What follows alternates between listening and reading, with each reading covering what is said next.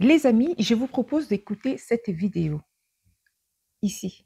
Abonnés sortez, la chasse des sans-papiers continue en France. Les 4000 policiers que le ministre de l'Intérieur a déployés dans les rues pour les contrôles sont à l'œuvre actuellement où je vous parle. Et hier, ils se sont rendus compte que les gares étaient vides. Les gares de train où les gens vont pour aller travailler étaient vides. Donc, ils ont décidé de prendre une autre résolution, c'est-à-dire se rendre maintenant dans les chantiers pour contrôler là-bas, pour voir si les gens qui vont travailler le matin sont en règle. Parce que avant, tout était plein. Maintenant qu'on dit qu'ils vont contrôler les papiers, tout est vide. Ce qui veut dire que ceux qui vont le matin aller travailler, ils ne sont pas en règle. Donc, ils ont décidé maintenant d'aller sur les chantiers et vérifier là-bas maintenant pour voir si les employés des chantiers sont en règle, mes abonnés. Ce sera chaud, hein. C'est chaud actuellement. C'est-à-dire qu'actuellement, là, ils sont dans les rues, même les tentes sont fouillées. Les tentes que nos frères là déposent souvent en bas des ponts, dans les rues comme ça pour dormir là. Tout ça là c'est fouillé, c'est pas épargné. Les 4000 policiers ont littéralement envahi les gares, les stations de métro, enfin. Ils ont vraiment envahi le territoire français à la chasse des sans-papiers. C'est tellement important de noter parce que pourquoi cette chasse? C'est justement les personnes qui n'ont pas qui sont illégales, des personnes illégales en France. Et on fait une chasse aux sans-papiers. Donc, qui se sont rués dans ces lieux-là à la recherche des sans-papiers. Mais il se trouvait que les gares étaient vides. Donc, ça veut dire qu'il n'y a que les sans-papiers qui envahissent les gares. Continuons. Waouh, c'est extra. Se rendre maintenant dans les chantiers pour contrôler là-bas, pour voir si les gens qui vont travailler le matin sont en règle. Parce que avant... Et ensuite, ils se sont rendus dans les chantiers pour contrôler là-bas si les gens qui travaillaient dans ces lieux-là étaient sans papier. Parce que, en général, sachez que souvent les sans-papiers, certes, c'est des personnes sans papier, mais c'est des personnes qui travaillent, qui souvent également cotisent. Même si d'ailleurs, tu peux être sans papier en France et pouvoir cotiser pour la retraite, cotiser la retraite et pouvoir éventuellement, lorsque tu es régularisé, à la fin, pouvoir bénéficier de cette retraite. Mais c'est tellement important de te faire, de justement procéder de la sorte quand tu es sans papier en France notamment, afin que, in fine, que tu sois reconnu au moment de ta retraite. Donc, les sans-papiers peuvent également, bon, c'est juste un aparté, juste pour dire, les sans-papiers, certes, sont sans-papiers, mais travaillent. Ils ont également de la productivité en France. C'est des personnes qui travaillent, donc qui contribuent, parce que regardez, les policiers vont quand même les chercher dans les chantiers. Donc, ça veut dire qu'on sait où les trouver. Ça veut dire qu'on sait que ces gens travaillent. Ça veut dire de la plus-value en France. Ça veut dire que ces gens apportent de la plus-value dans leur travail. Même si parfois ça peut être noir, mais généralement, il y en a qui se font déclarer avec d'autres sources de papier. Bon, je sais, sans pouvoir justifier quoi que ce soit, hein, mais d'après l'itinéraire qu'on connaît, c'est un peu ça. Soit tu utilises les papiers de quelqu'un, tu vas travailler, soit alors tu travailles au noir, bon, ce qui est une forte perte pour l'État, ça c'est sûr, mais tout bénéfice pour l'entreprise. Ça veut dire également que si tu avais un accident du travail, tu n'es pas couvert. Si tu avais un quelconque malaise, tu n'es pas couvert non plus. Ça aussi, c'est très, très, très dangereux parce que ni l'employeur ni toi-même êtes en sécurité en cas de souci. Ils se ruent dans les chantiers pour les retrouver. Oui, parce que ces personnes travaillent. Il faut bien qu'ils vivent, ceux qui ont la possibilité de travailler. Donc, certes sans papier, mais quand même avec beaucoup de difficultés. Réécoutons. Tout était plein. Et tant qu'on dit qu'ils vont contrôler les papiers, tout est vide. Ce qui veut dire que ceux qui vont le matin aller travailler, ils ne sont pas en règle. Donc, ils ont décidé maintenant d'aller sur les chantiers et vérifier là-bas maintenant pour voir si les employés des chantiers sont en règle, mes abonnés. Ce sera chaud, hein. C'est chaud actuellement. C'est-à-dire qu'actuellement, là, ils sont dans les rues. Même les tentes sont fouillées. Les tentes que nos frères là déposent souvent en bas des ponts, dans les rues comme ça pour dormir là. Tout ça là, c'est fouillé, c'est pas épargné. Waouh! Même les tentes sont fouillées. Vous voyez souvent les tentes là sous les grands ponts. Les tentes sont littéralement fouillées. Imaginons alors Calais, ça doit être la débandade à Calais. Alors, les sans-papiers font quoi en France? Les sans-papiers font quel genre de métier en France? Souvent, les sans-papiers sont dans tout ce qui est bâtiment. C'est vraiment leur domaine de prédilection. C'est là où c'est souvent c'est souvent des travaux manuels, c'est souvent des travaux où il y a une forte demande, où il y a une forte pénurie de travail en France notamment. Souvent, la France va d'ailleurs récupérer des personnes dans les pays de l'Est pour venir travailler en France dans ces domaines-là, notamment dans le bâtiment, la Pologne, etc. Et c'est souvent les sans-papiers qui font ce genre de métier en France. Donc, c'est beaucoup plus les métiers où ils ne sont pas déclarés pour beaucoup d'entre eux et c'est totalement précaire. Donc, comme je vous disais, soit l'employeur ou l'employé sont également dans le faux parce que s'il y avait un contrôle, l'employeur va également le payer très cher. L'employé également peut-être avec un OQTF. Donc, généralement également, les sans-papiers, même s'ils sont sans-papiers, procèdent quand même à déclarer leur travail dans le but de se faire régulariser, même si parfois ça ne marche pas à tous les coups, mais c'est quand même toujours bien de se faire déclarer même si tu es sans papier. Et comme je le disais également, pour la retraite, c'est tellement important. Maintenant, en dehors du bâtiment, les sans-papiers sont également dans la restauration. La France est un pays de restauration. La France est un pays épicurien où on mange et où on mange finement. Il suffit de sortir dans les rues françaises. Les Français aiment les restaurants. Les Français préfèrent d'ailleurs leur petit resto que de faire la nourriture chez eux. Si je compare par exemple avec les pays du nord de l'Europe que je connais bien, franchement, quand quelqu'un qui vient des pays du nord de l'Europe arrive en France, mais waouh, mais les gens ne vivent qu'au restaurant ici. Là, on parle d'Europe à Europe, hein. Certes, Europe du Nord et Europe du Sud, si je peux le dire comme ça, mais on voit tout de suite la différence entre les gens qui ont l'habitude des restaurants, c'est-à-dire les Français avec leur petit restaurant, et l'Europe du Nord où d'ailleurs, la vie est d'ailleurs très chère là-bas. Le niveau de vie est très élevé, y compris même le restaurant. Pour aller au restaurant, il faut quand même un certain... Voilà. Alors qu'en France, c'est vraiment, voilà, tu vas au restaurant un peu comme si c'est facile d'aller au restaurant. Donc, vous voyez, déjà, les gens des pays du Nord, aller au restaurant, ce n'est pas dans leur mode de vie. Juste pour vous montrer la différence, les gens en France, les Français aiment le restaurant. La restauration est donc un domaine très important en France où il y a besoin d'une forte main-d'œuvre et où il y a aussi également une forte pénurie de main-d'œuvre. Et qui c'est qui fait ce boulot? C'est souvent les sans-papiers qui font des carottes dans la cuisine. C'est les sans-papiers qui vont, par exemple, faire la plonge, comme ils appellent dans le jargon. C'est les sans-papiers qui vont être cuisiniers, commis de cuisine, enfin, toutes sortes de choses manuelles dont il y a besoin dans ces lieux de restauration. Et c'est souvent la paye est en fin de soirée, lorsque tu termines, on te défraie tout de suite, et puis ni vu ni connu, donc souvent en soirée. Donc, vous voyez que c'est quand même précaire. C'est pas déclaré pour la majorité et c'est quand même précaire.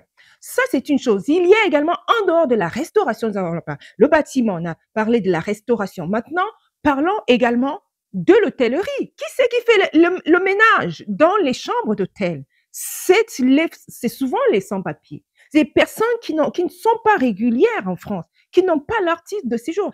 Et c'est un domaine où il y a une forte demande également. Sachez que la France est un pays touristique. C'est l'une des premières destinations mondiales en termes de tourisme. Donc, cela veut dire que les hôtels sont remplis, il y a une forte demande.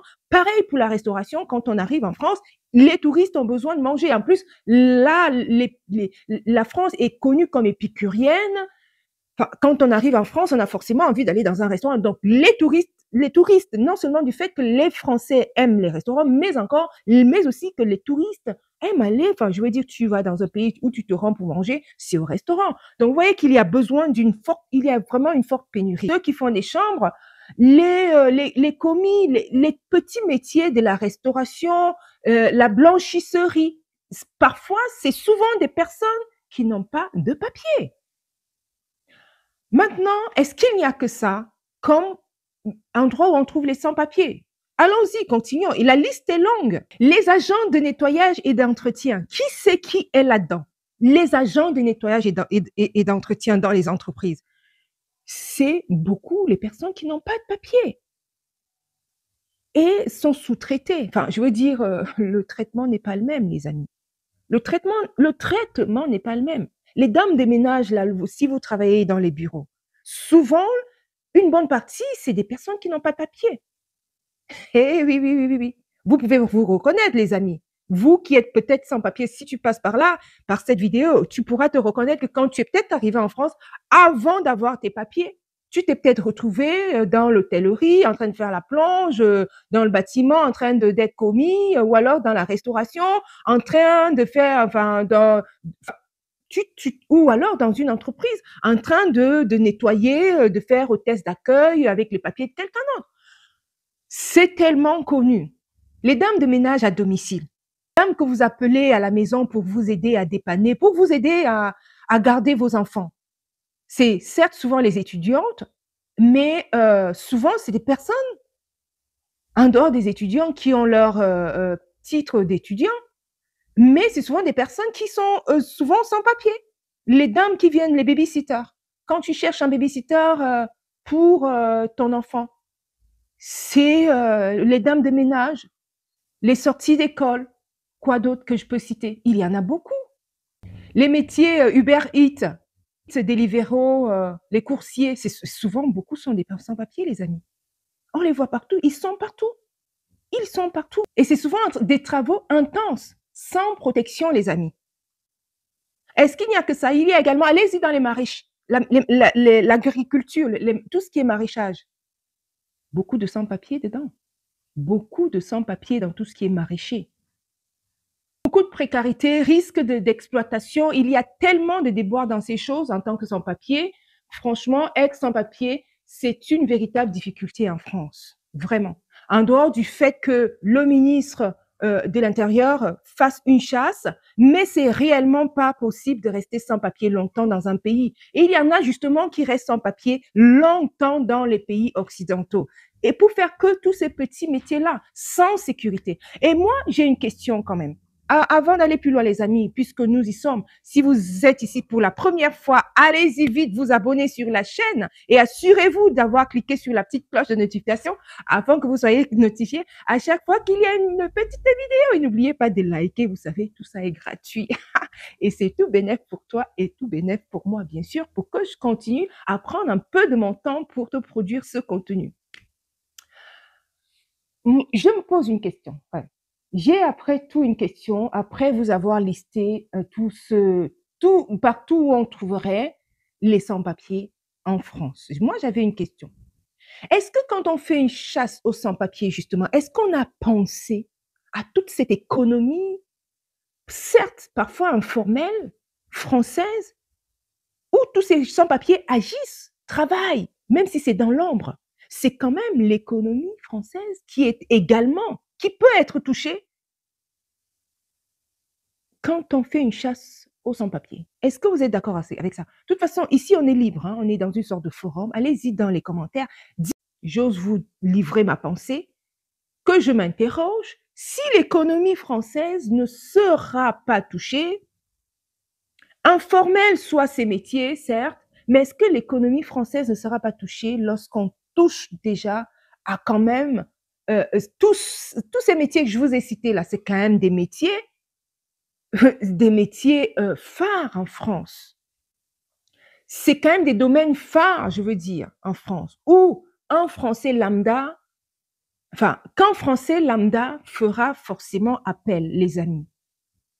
Quand le ministre de l'Intérieur fait donc la chasse avec 4000 policiers à la chasse aux sans-papiers, est-ce qu'on ne pense pas, juste un point d'interrogation, à tous ces métiers informels? Certes, c'est pour décourager, il a été très clair dessus, décourager, hein, dire aux gens, la France n'est pas un pays de sans-papiers, ce qui peut se comprendre, Pourquoi, et d'ailleurs je rebondis dessus, pourquoi les gens ne restent pas en Afrique? On a tellement de cas, des gens qui sont prêts à... Non, l'Afrique, l'avenir, c'est l'Afrique, les amis. C'est pas les pays occidentaux. L'avenir, c'est l'Afrique. Donc, rester en Afrique que de dépenser tout l'argent que tu vas faire toute la route de chez toi jusqu'à la Méditerranée. Cet argent-là peut tellement te faire travailler, tellement te faire avoir une productivité sur place que de risquer ta vie. Franchement, c'est... voilà. réfléchissons avant de nous engager dans de telles choses et nous engager à venir rester sans papier en France. Je parlerai de cette personne à qui j'ai eu affaire il y a quelques semaines, mais je vous assure, je vais vous raconter l'histoire. Et justement, cette personne était prête à vouloir venir rester sans papier en France. Je vais vous raconter son histoire. Justement, ça tombe bien, cette histoire de sans-papier-là, dans une toute prochaine vidéo. Allons-y déjà dans les commentaires de cette petite coupure que je vous ai fait passer. Est-ce que... Alors, il y a une personne qui s'exclame en disant, est-ce que c'est forcé de rester chez les gens?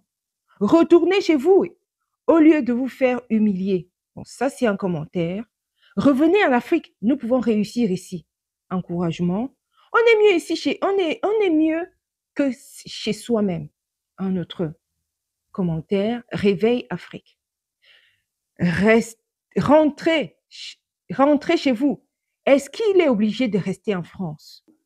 Pourquoi nous, Africains, aimons se plaindre? On accuse la France de tout. Un autre commentaire, c'est le début de la fin de la France, car tous les grands chantiers vont s'arrêter. Les rues vont devenir sales, nauséabondes. Un autre commentaire qui rejoint tous les métiers que j'ai cités. Les rues vont devenir sales, nauséabondes. Et les chantiers vont s'arrêter parce que c'est les sans-papiers souvent qui travaillent dans ces lieux-là, les amis. Un autre commentaire. Nos différents chefs d'État sont ouf. Les fameux chefs d'État amis de la France sont rentrés en brousse.